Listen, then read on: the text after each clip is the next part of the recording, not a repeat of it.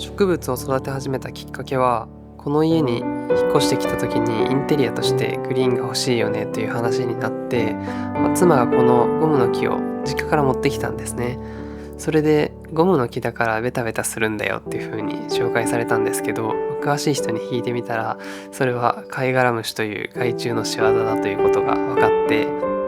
今考えれば恐ろしいんですけど、もう株全体に虫がつきすぎていたので、もうそういう模様だと思っていて、逆に気づかなかったんですよね。で、成虫は薬品も効きにくいとのことだったので、真夏のベランダで半日かけてそのカイガラムシをこそぎ落としてっていうところで、それが始まりです。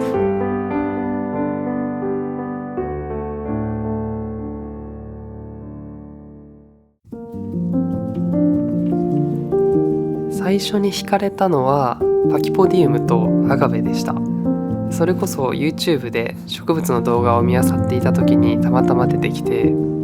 でも育てられるかわからないし、植物に何万円もかけるっていうのは到底できなかったので、現地株や大株っていうのは買えなかったです。で、そんな時に植物を種から育てる未生という方法があることを知って、見よう見まねで種と育成ライトを買って育て始めました。最初の頃は本当に毎日朝晩の2回欠かさずに葉水をして、で光の強さはどれぐらいがいいかとか、風はどんな風に当てたらいいのかとか、そんなことばっかり考えてましたね。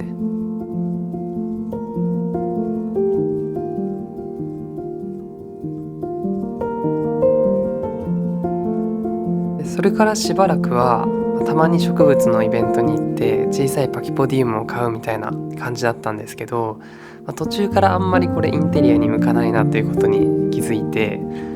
そこからはモンステラとかアンスリウム、あとはビカクシダなんかの熱帯植物に興味が移ってきました。見た目が好きっていうのももちろんなんですけど、パキポディウムとかアガベほど強い光もいらなくて育てやすいですし、あとは成長が早くて日々動いているのがわかるっていうのが、とても楽しくて、ついつい集めちゃうなっていうところはあります。ただむやみに増やしすぎても管理がおろそかになるっていうのは目に見えているので、勢いで買ったりはしないように気をつけてます。特に植物に限らずですけど、安いからという理由で買ったものでうまくいったことって僕はあんまりないので、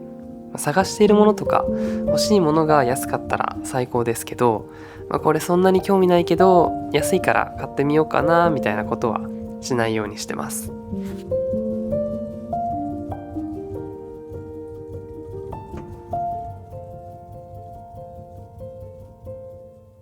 こだわりはそんなにないんですけど、やっぱり犬を飼っているので、アロイドなんかの毒のある植物はもちろんですけど、基本的には床に直接植物を置かないようにはしてます。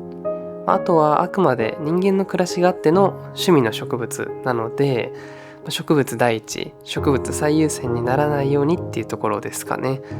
家族の時間もありますし、毎日水やりに追われるみたいなことになると楽しめなくなってしまうと思うので、自分が無理なく管理できる植物の量っていうのは意識してます。そういう理由もあって水やりは休日にまとめてすることが多いです。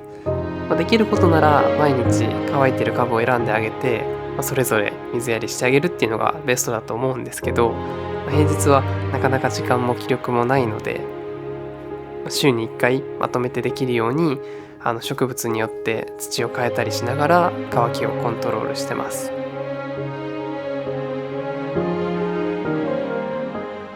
これから先のことで言うと、植物との付き合い方は、今のままのペースでのんびり続けていきたいなと思ってます。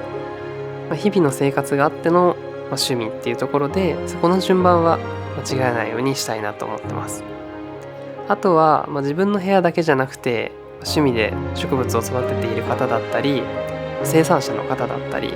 いろんな方の植物のある暮らし、それを見てみたいですね。